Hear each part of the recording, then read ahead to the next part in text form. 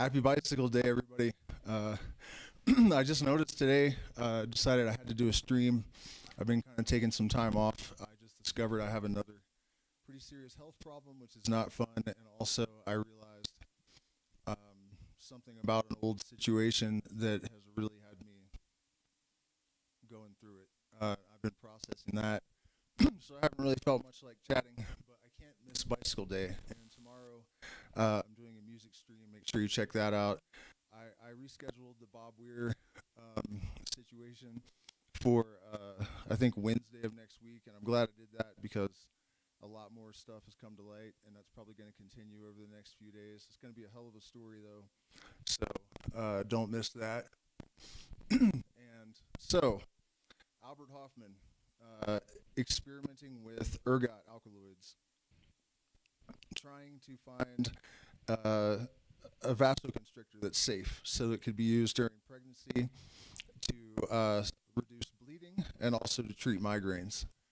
And so he set it on a shelf for, let's see, 1938 to 1943, 5 years or whatever. What did I say, 38 to 43? Yeah, 5 years.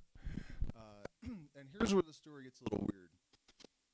He claimed that he spilled some on his hand, and that is actually a myth that LSD absorbs through skin. It will absorb through membranes, like your, under your tongue or in your nose, vajayjay. Hold on a second.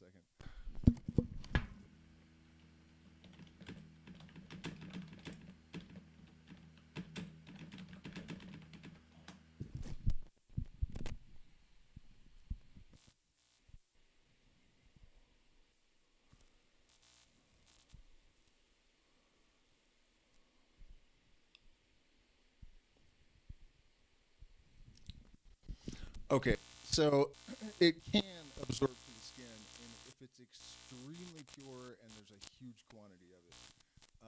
But the idea that he got a drop on his hand or something and had a trip doesn't add up. And this is fodder for the conspiracy theorists, right? Because a lot of people claim that LSD is some CIA psyop. I have never once had one of these people give me a good kibono, right? Like how would they benefit from distributing a compound that would undo potentially their billions and billions of dollars of indoctrination, the propaganda integration that people experience, right? It doesn't make any sense at all. And some right-wingers say, well, it gives you liberal values or whatever, and that's great, in my opinion. The problem is when any type of value gets politicized and weaponized, which has happened with a lot of liberal values. So, point being, I don't really see why that would make sense to anyone. A compound that frees you from your indoctrination, that allows you to see beyond the matrix smoke screen, it doesn't add up. But I have to admit, I'm a little bit sketched out by Hoffman's weird story. So anyways, that's what he said, and he had a very mild experience, so he went back and he took an amount that he thought would be very tiny, because at the time there was nothing known that was active in the microgram range. So he rode his bike home, and he experienced phantasmagoric phantasms, and his description of it was extremely elegant and poetic, very beautiful. And he was a tiny little man, and he seemed to me, I didn't know him, but he came off as extremely sweet, elfish. He believed that LSD, the molecule, had actually chosen him, that LSD was intelligent and conscious, that it basically was a spirit, a concrescence of divinity. And I wouldn't argue with that fact. I think that LSD is one of the most important compounds. It's one of the most important developments in the history of humanity. And its emergence at the time that it came couldn't have been more serendipitous, right? The law of necessity. To me, human inventions are basically evolutionary adaptations, right? And this time around, we have ayahuasca and DMT is being more prevalent, and there's good reason for that. These compounds focus more on, well, ayahuasca in particular, the emotional damage that generations raised by narcissist boomers, for example, we need that kind of therapeutic assistance. And also, in the case of DMT, people don't have 12 hours for LSD. So they're able to experience that transcendental dimension without committing as much time to it. But we're getting off the subject of LSD. People probably don't generally give LSD enough credit in terms of the actual impact that it's had on our culture. Let me check the chat and make sure. Internet's lagging. Uh-oh. I checked all my settings before I got on. Hold on, let me see if I can fix it. I hate that.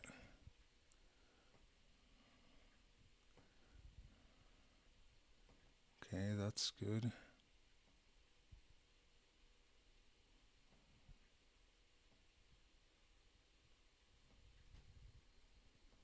No, everything's correct.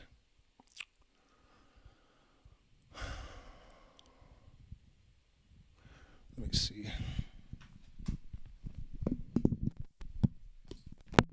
Hola, hola. Oh, is it my mic cable? Is that better? I think that's better. Sorry, guys. Here, I'll leave my headphones on. I will go. Yeah, it's my cable. Sorry, guys. I will go to Cusco on Monday and get another cable. So where were we? I was just starting to hit my stride and get get to some kind of point.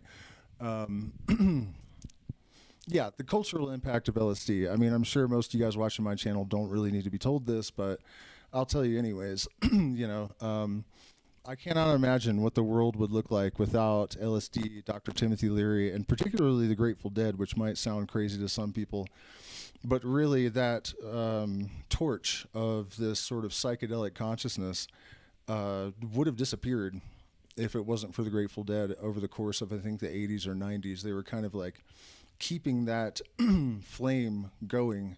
And, the concerts were so massive, 80,000 people a night. And oftentimes band and audience were on LSD, and there would be this sort of group mind thing that would evolve. And yeah, and their sound man, actually, Augustus Stanley Owsley III,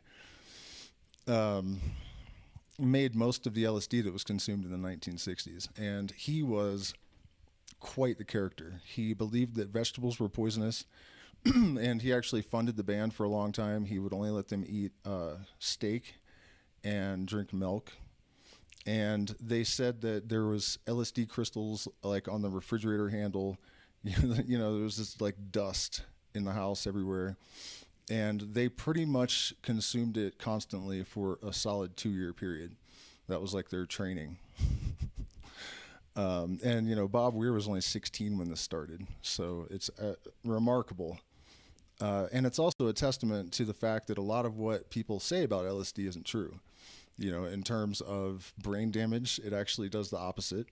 Neuroplasticity and neurogenesis are enhanced or catalyzed more than any other psychedelic, actually, the natural ones, both in situ and in vitro. So for memory enhancement and actually IQ increase, in most people, it's pretty small, incremental.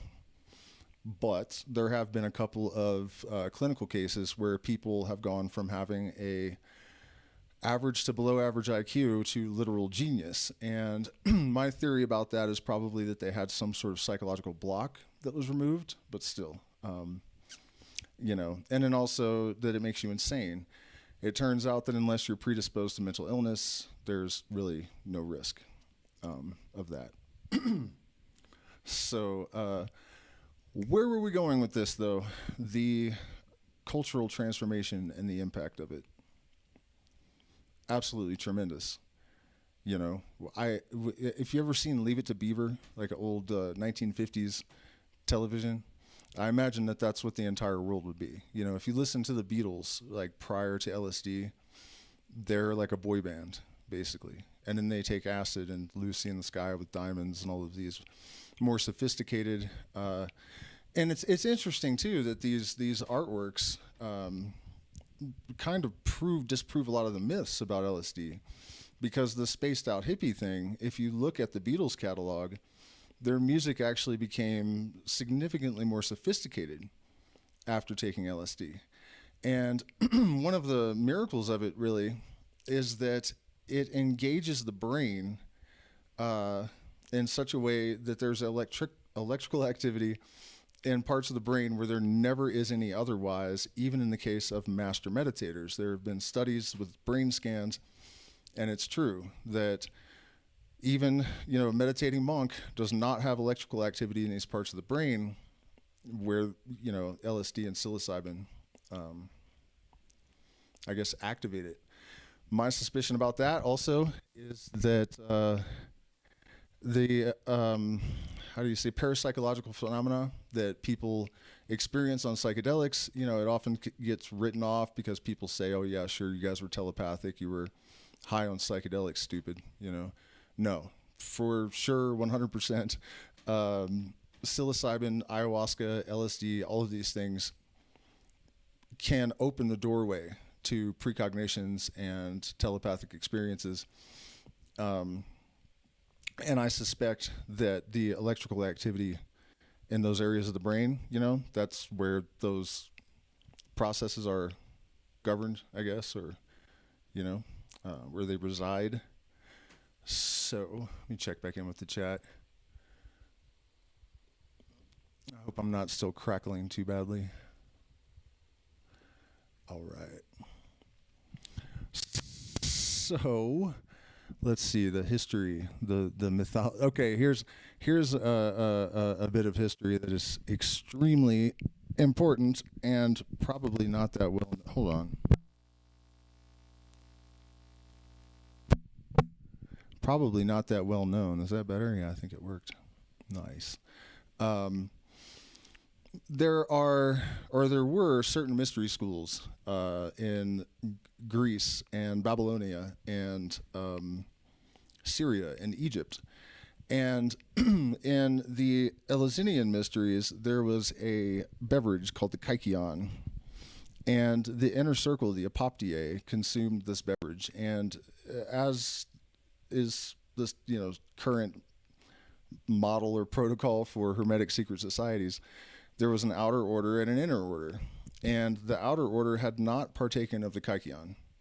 And the inner order, the apoptiae, had. And it was a major compliment, I guess. It was an honor. You know, it was like a big deal if you're allowed to drink from the kykeon. And Hoffman theorized that it was ergot fungus, that they had brewed a beer from the ergot fungus. He actually did this and was successful. The thing is, he went through kind of a lengthy preparation phase, and he was a chemist. Ergot fungus, if you do not extract the alkaloids, and LSD is semi-synthetic, right? So it's basically like there's a skeleton and the chemist has to fill in some holes. So it's, you know, it's not entirely natural, but semi-synthetic. If you consume the ergot fungus without going through this process, you will die, but it's worse than that. You get gangrene-like symptoms. Your flesh will rot, you go insane. It's a terrible way to die, and I do not see experimentation. You know what I mean? They're not going to experiment with this past the first guy that consumes it, and they watch his like arms rot off, and he's, you know, insane and dying. So I don't think that's the case. My sleuthing has suggested to me that it was actually acacia rue that grows in all of those places right? So all of the major centers of the mysteries, the Eleusinian mysteries, the acacia and rue plants both exist. I guess that doesn't really have a hell of a lot to do with LSD unless Hoffman's right. But my point is, in terms, we're talking just generally about psychedelics now, I guess, as catalysts of culture. Oh my God, this is bad. Sorry, guys. If you look at the old records, right? Pythagoras, member of the mystery schools, hella innovative. He, for example, gave us the ratios that make the modern Western musical system. The Pythagorean theorem actually is connected to older mystery schools because in Babylonia they found a cuneiform tablet that has the Pythagorean theorem from 3,000 years earlier. So it's evidence of this knowledge being passed down through the mystery schools. Point being, though, it wasn't Plato, was it Empedocles or somebody that conceived of the atom? That was also a mystery school adept. So Aristotle, all of these people that are considered progenitors of, modern arithmetic and geometry and political systems and philosophy and all of these things, they were all people that had taken initiation in these mystery schools. And if you look at their work, they were catapulted far beyond most of their contemporaries, and remain so, until pretty recently. You could even argue that we don't really have Plato's and Aristotle's and whatnot. I think that they probably are around, but just not so celebrated because the algorithm buries them.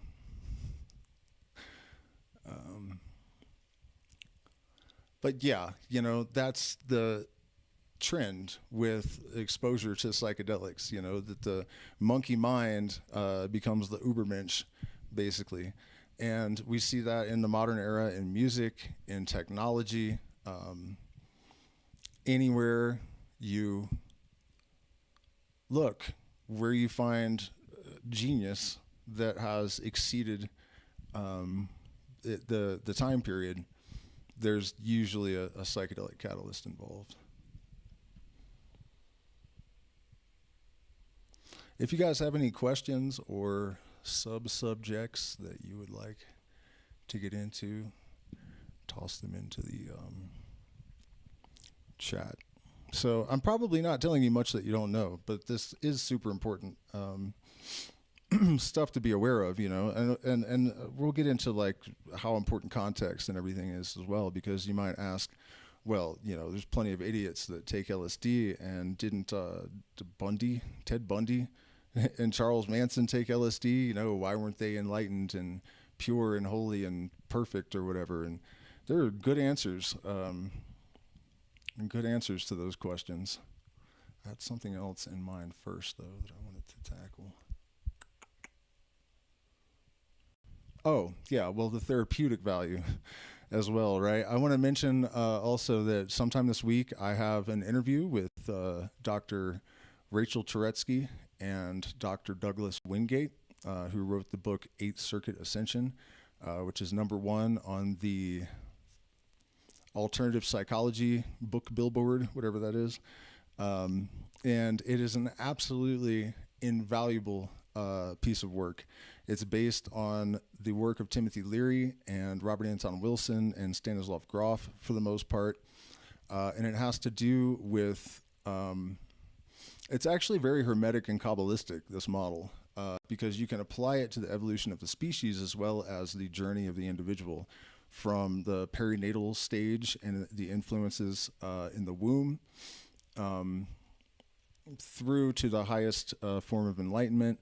There is even an invisible sephira called chapel perilous. This is a experience that I refer to as the Phoenix process, which has nothing to do with the series of books. I was unaware of that. I just needed a name for this process, and that's what I landed on.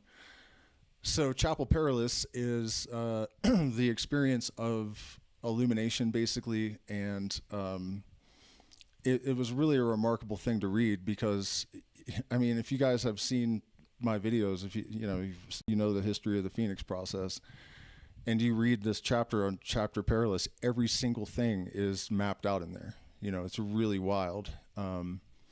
It's also really worthy of noting that we have had academics that have mapped experiences like the Phoenix process or chapel perilous like 60 years ago, right? And yet we have like no acknowledgement in the world of psychology up until very, very recently that these type of phenomenon are real. And the loss that caused for me, for example, and I can't even imagine a lot of other people that have gone through similar things that are even less equipped than I was, because I did have quite a bit of preparation. It is really just tragic that this kind of knowledge and information has been suppressed. And it definitely is a matter of suppression. So check that book out for sure. Don't miss the interview. Timothy Leary was an extraordinary genius, and he is so underrated and ignored. That is a travesty. You know, everyone should read Neuropolitique and several other of his books. The man had an IQ of like 160 or something, and he truly was the closest thing to a prophet that I think I have ever encountered. And of course, he's gotten a bit of a reputation as a CIA plant or something, which is completely stupid. The source of that actually is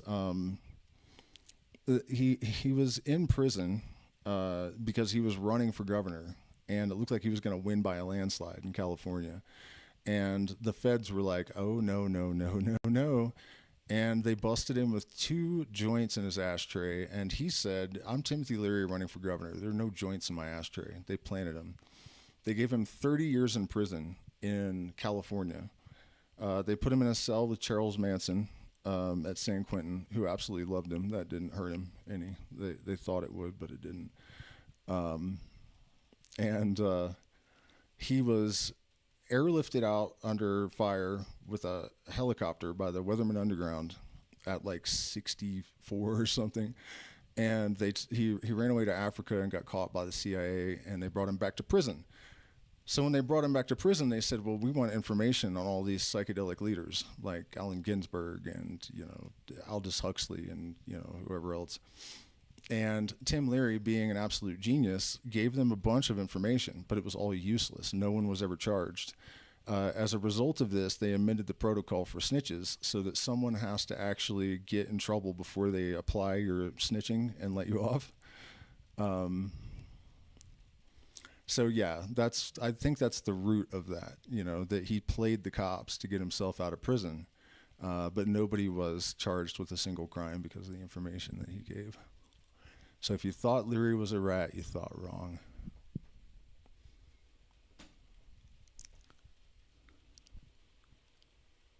Already bought the book? Nice. Yeah, it's really amazing to have such a good manual for metaprogramming. The thing is, it reads like it's written for academics, so it's not going to be that useful unless you have a high IQ or you're an academic.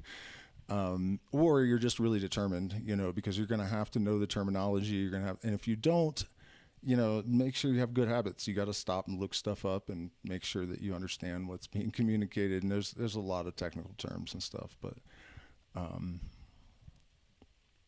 it's tremendously important. The stream I'm doing on Wednesday, where I missed an incredible opportunity due to narcissistic parenting and other childhood trauma. If I had better access to metaprogramming, I might not have made those mistakes.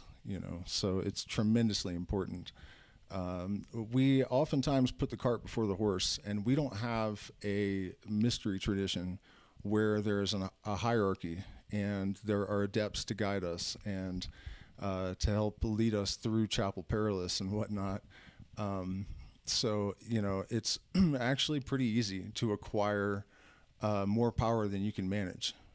Believe me, I found out the hard way, and if you have too much enthusiasm untempered by wisdom, it's just going to be a shitstorm. You know, you're better off not having the power if you don't have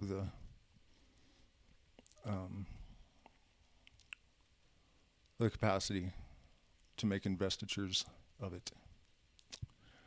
So, speaking of that, LSD as a therapeutic tool.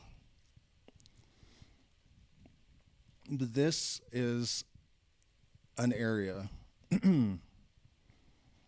that is so underserved, you know, and like I was saying about that book, we are getting closer to having the tools that the average person needs to make use of this. But I'll give you an example from my own life of how efficacious metaprogramming with LSD can be. And the mechanism behind it is the enhanced neural plasticity, which means that your brain is able to make changes, basically. And another way of thinking about this is that psychedelics do indeed raise your consciousness or expand your mind, right? And you, in order to run a better program, better software, you need better hardware.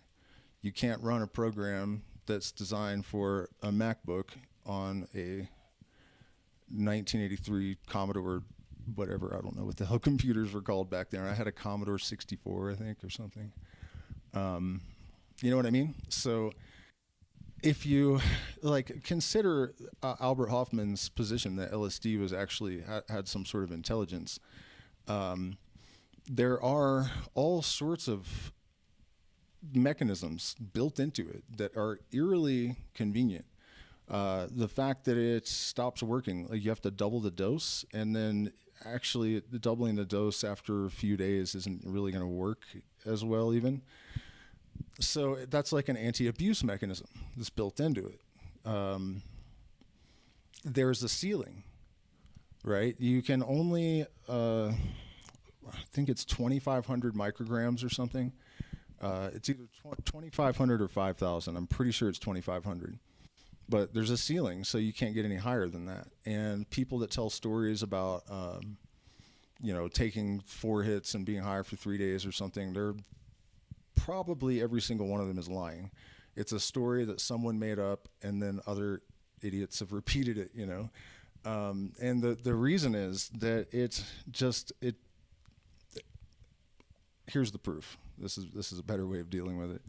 There are 2 cases where I don't know who the hell this was, because a gram of LSD was like $14,000 last time I didn't check on the West Coast. But anyways, I guess he had Molly or something, in both situations, and they dumped out rails, and everyone did a rail, and it was actually LSD crystals. And 1 liquid ounce of LSD is enough for 100,000 strong doses or 300,000 mild ones. So, you know, these rails were estimated to be about 20,000 micrograms. In both cases, there were 5 people in each group. In both cases, they were back to baseline within 12 hours, and there were no major adverse effects. And one of the groups, they checked back in with each person 5 years later, and they hadn't had any flashbacks. There was no problems at all. And they all reported that it was the most important experience of their entire life. So, you know, that's interesting. And then also, if it's true that they expand your consciousness and you need a hardware upgrade in order to accommodate the new program that you're running, the fact that psychedelics have the capacity to enhance neuroplasticity and catalyze neurogenesis is wild, right? Like they were very well engineered, almost too well engineered. Did I go off topic? Sorry, I got a lot on my mind. I feel like that was also going somewhere. Oh, yeah, I remember now. I was giving you an example of the efficacy at assisting in metaprogramming.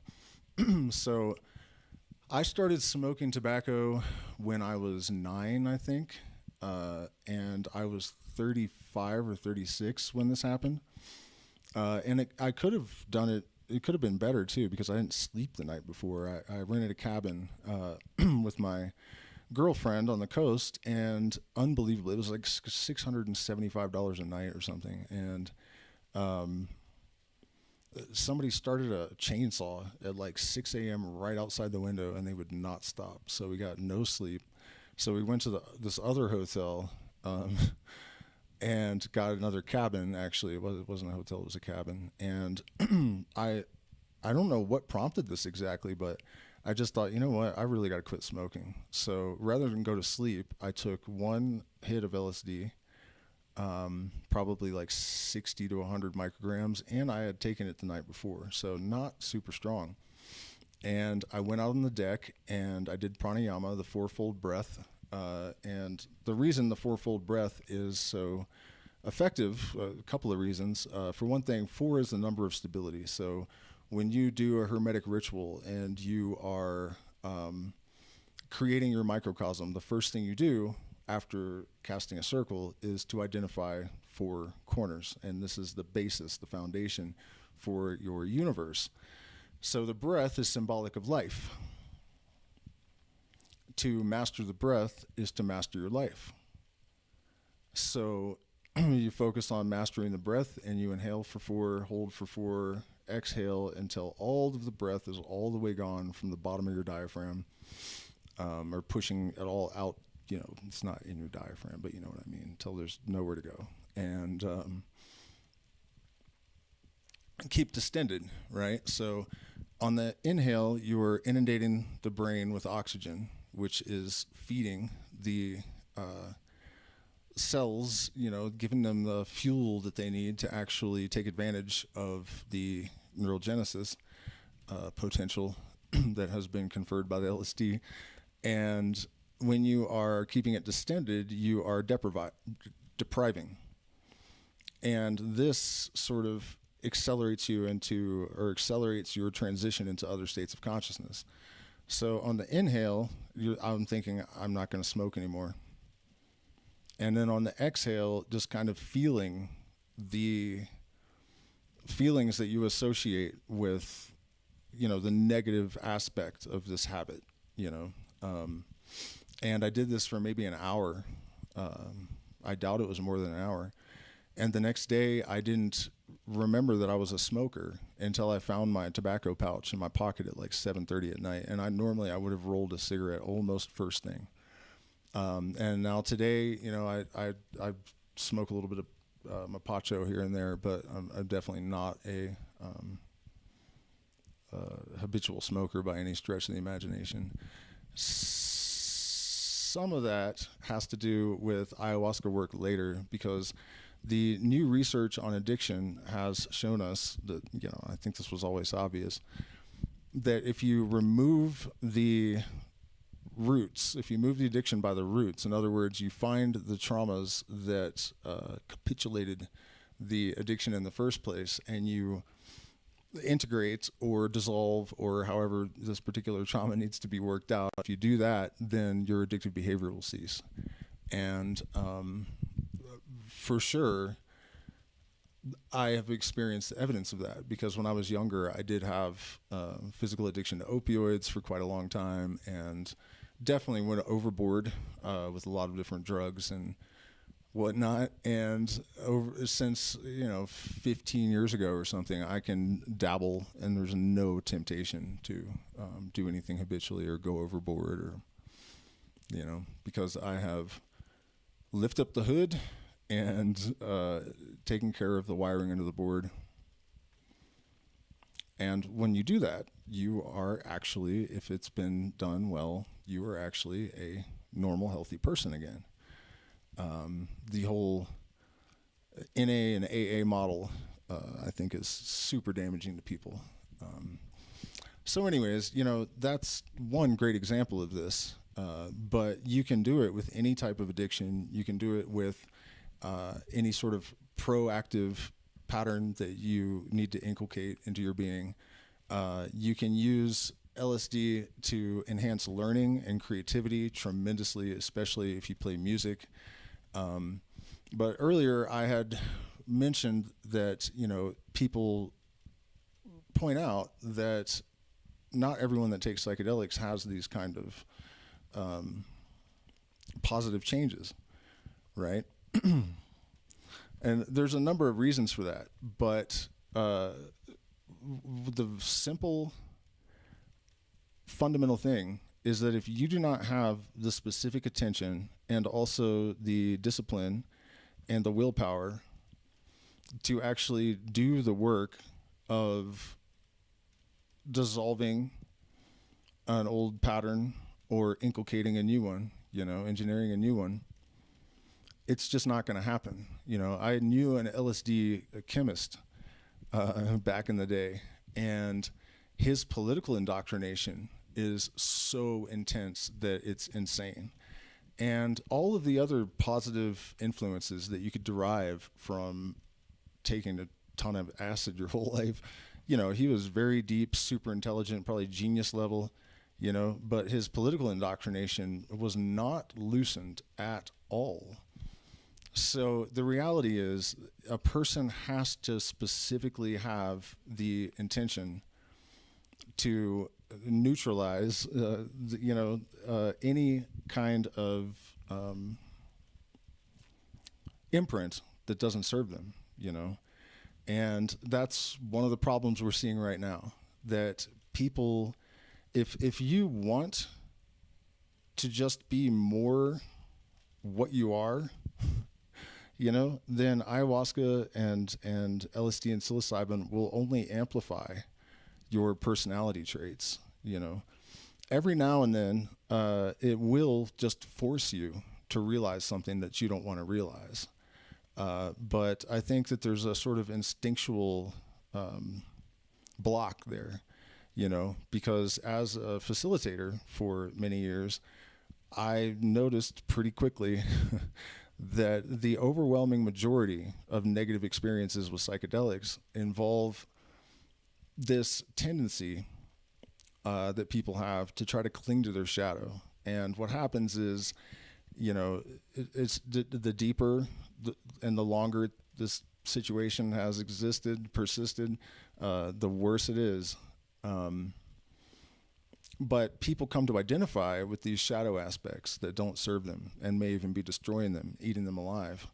And when it comes time to shine the light in the place where you have refused or been unable to look, there is a sort of panic, a dread. You even feel that you're being killed because this component of your identity is being threatened.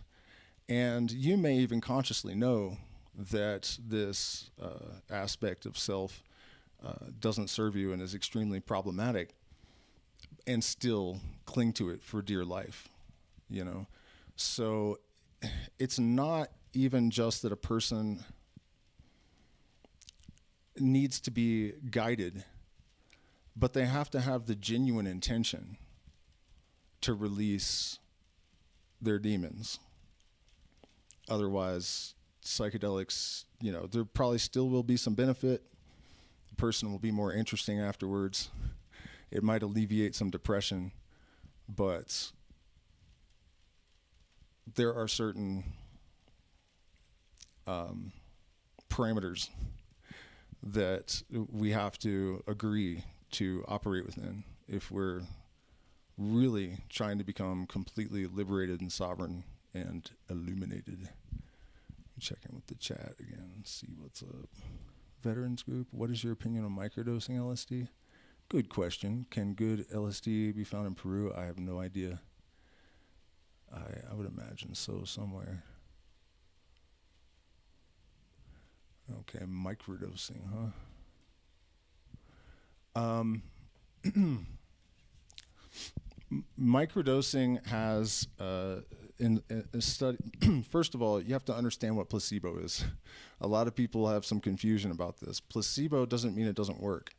Placebo means that your mind, it works for real, but not any more than your mind and just belief will, So in most of the studies I've seen, microdosing is no different than placebo in the control group. However, if you take, I guess it's called a threshold dose, and if you rub your fingers together and your nerves are noticeably more sensitized, then you're there. So it's still not like a strongly psychoactive dose. You're not going to be tripping. But if you get to that threshold dose, then yeah, you're going to experience some benefits in terms of enhanced neuroplasticity and neurogenesis, and depression probably improves a little bit and whatnot. Another thing that you can do that will drastically increase your ability to get benefit from all psychedelics is to take colloidal gold. The smaller the angstrom size, the better.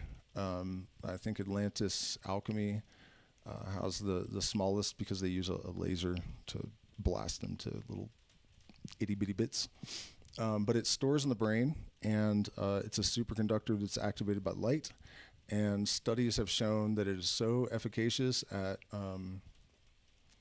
healing the brain and facilitating just better function that people that have psychosis from syphilis have been brought back into homeostasis with colloidal gold alone. So if you're a person that doesn't want to take large doses, or whatever your reasoning is, you can drastically enhance the gains by taking colloidal gold. And you can just take a shot every morning on an empty stomach for a month or six weeks, and then repeat like once a year, because it actually stores in the brain where it belongs. Quite remarkable and wonderful. Where were we going with all this? We talked about addiction, anxiety, and if you're a person that has severe PTSD or anxiety and you may have a negative reaction to LSD, you can get a lot of the same benefits from ketamine. A lot of people don't like to hear that because they associate it with the rave scene, and people call it like psychedelic smack even. But don't be dumb. Don't take it all the time, but it is extremely efficacious for PTSD and anxiety in particular, and it will confer the same benefits as psychedelics generally, without having to risk an anxiety type reaction.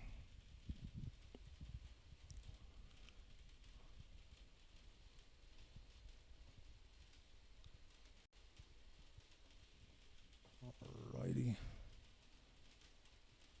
Questions, comments? Yeah, I know my mic is popping. It's driving me nuts too. Well, this might be a short stream. I just basically thought I can't let Mr. Hoffman down and not do my annual bicycle stream. But really, there's only so much that you can say about these compounds. About this particular compound, and most of it is pretty common knowledge now, which is really wonderful. The acceptance of psychedelics. I mean, you have no idea, as an advocate, as a teenager, because right away I actually started researching psychedelics before I ever took any, in like 6th grade or something on accident. I just stumbled across this book called Flowering Plants that had slipped into the elementary school library on accident, I guess. And I became fascinated with them, and so I was speaking positively about them in the early mid-90s, whatever. And people would laugh at me and tell me I was an idiot, and you got a really negative reaction for telling people that these were useful tools. I always took them for that reason, even as a kid. The first LSD trip, I think I was 14 or 15, and I remember the first or second time I looked at my friend and I said, I think you could treat any psychological aberration with these compounds, and people just thought I was retarded. You know, so it's wild to see. If you guys, a lot of you guys that follow me are younger, you know, and you missed the drug war hysteria to a large extent. But it's actually really quite the pleasant surprise to see that people have opened up a bit. You know, there are plenty of issues, however. You know, we have one major obstacle, in my opinion, is that people are not in a big hurry to let go of their political indoctrination.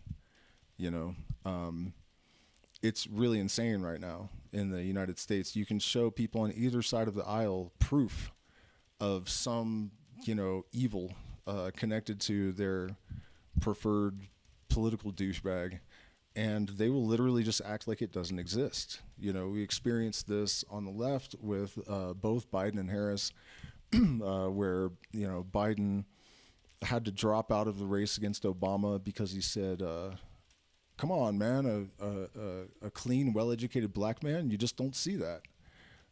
That's why he dropped out of that race for making that comment. He eulogized the Klan leader, saying that he was a friend and mentor.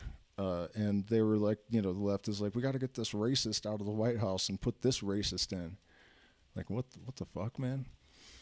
And then, you know, Kamala Harris called Biden a racist and a rapist. He's a black woman. You know, 2 weeks later, she's like honored to be running beside him or whatever, you know. And then now Donald Trump, he was supposed to be bringing freedom back to the U.S. and stopping censorship and all this stuff. And compliance with government requests for censorship has gone up 21% since the pandemic.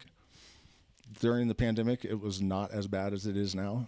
You know, and of course, if you're on the right and your rhetoric is his preferred flavor, then you feel like you have free speech. But, you know, and then when they sent the girls up into space the other day, there was some bill passed that like you can't refuse forced medical treatments in the United States. No more peaceful assembly. Something about criticizing. I can't remember, but basically free speech. You know, like and what human rights? They changed the definition. So they can basically do anything to anyone. I mean, it's insane. You know, it's exactly as I've been predicting for the last 6 years, by the way. Go back and watch my older videos, and I've been laying all this out. Like, this is what's coming, and it doesn't take a genius or a prophet. You just have to map the trajectory. You know, it's been on the same trajectory, red, blue, red, blue, red, blue, going the same exact fucking way. So, you know what I mean? That is our biggest obstacle. That's really the only thing left between the human race, at least in the United States and a lot of other places as well, and a truly habitable, sensible world that is truly engineered to support the best in people and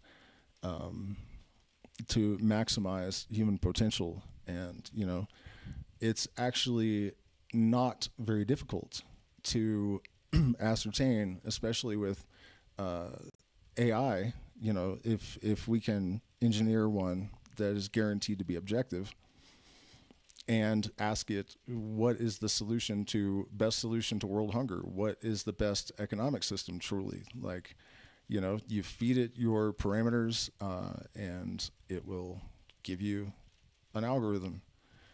You know, these answers are available and easy, really. There are nations that have really good systems that have been working for quite a long time, you know, and you're not hearing about that in the United States. What they do is they feed them wedge issues, and these are the things we're arguing about, and they are not the fundamental problems in society and in culture, but that's where they're going to keep your focus so that you don't start thinking about those things. And I'll give you a little hint as to why that is. You know, the big problems that do not serve the overlords, the solutions do not serve their purposes, the answers are actually pretty easy to see. And if you think I'm wrong, tell me why it is that they're putting so much energy into keeping people focused on wedge issues. You know, that's it. The proof is in the pudding. So, you know, if we don't dissolve that circumstance, the rigidity that people have in terms of political indoctrination, LSD isn't going to do us a lot of good. You know what I mean? This is a major, major complication. I have my entire life been expecting that in my lifetime humanity would wake up, that they would realize that the institutionalized religions were all traps, that the political systems were lies, et cetera, because it's not really that hard to see, for example. You know what I mean? And we were heading there. We're getting there. You know, the potential is still there. But there are people that have a vested interest in that sort of paradigm not emerging. You know, so we have oppression even of scientific knowledge that's emerging that suggests that a universal mind is almost a certainty, that consciousness is all pervasive in the universe, and, you know, all sorts of things that if people knew would dissolve the systems of control that are in place, and the house of cards comes tumbling down. Like, this is real. This is the moment that we're experiencing. And the reality is that the coin can only fall two ways. One of them is utter destruction, and the other is a liberated, illuminated planet. Thank you, Dr. Hoffman, for getting us halfway there. You know, that substance, I truly believe, did more to create the potential that the human race might actually successfully metamorphosize.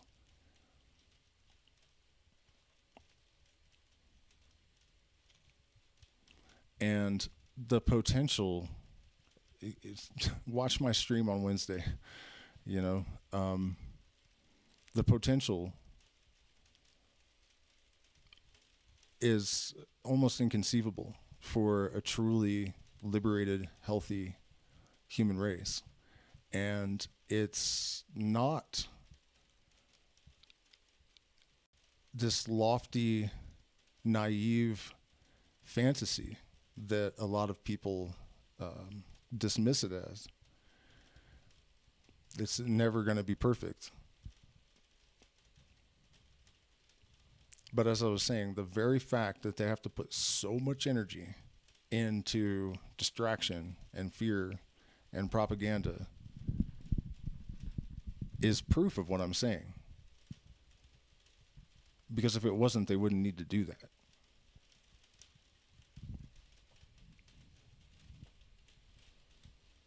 Howdy, Judge. How are you doing? All right. Well, thank you guys so much for joining me for an hour on Bicycle Day. And tomorrow, I'm doing the music stream. I'm going to force myself to do it. It's been extremely difficult to process this thing that I sort of resurrected in my brain a week ago. I'm still dazed and like I can like in and out of listlessness and stuff. Like, it's pretty bad. It's not an easy one. And honestly, it's something that I think could haunt me until the day I die, every single day of my life. But I have a plan to at least, how do you say, like, can't find the word, alleviate some of that. Hope it works. You guys can help. Thank you so much for hanging out with me, and I'll hopefully see you tomorrow.